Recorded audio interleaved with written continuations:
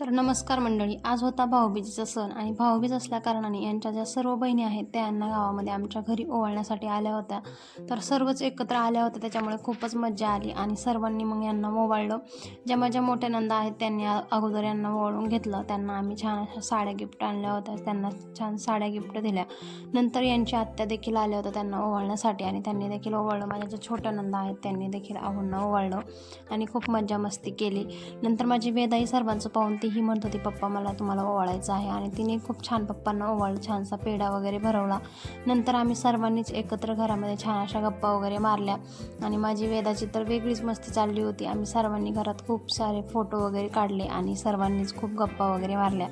तर सर्वांना एकत्र येऊन खूप छान वाटलं आणि अशा प्रकारे आम्ही भाऊबीज अशी सेलिब्रेट केली. माझ्या वेदाचं तर वेगळंच होतं, तिला तर एकटीलाच काहीतरी खेळायच्या नादात होती ती. आणि नंतर मग आहोंना मला यायचं होतं माझ्या माहेरी सोडायला, कारण मलाही भाऊबीजेसाठी जायचं होतं. इतकी एक्साइटमेंट होती की माहेरी जाण्याची, तर मी काय रेडी वगैरे झाली नाही, अशीच माहेरी निघाले. चला भेटूयात आपण नेक्स्ट व्हिडिओमध्ये, तोपर्यंत बाय.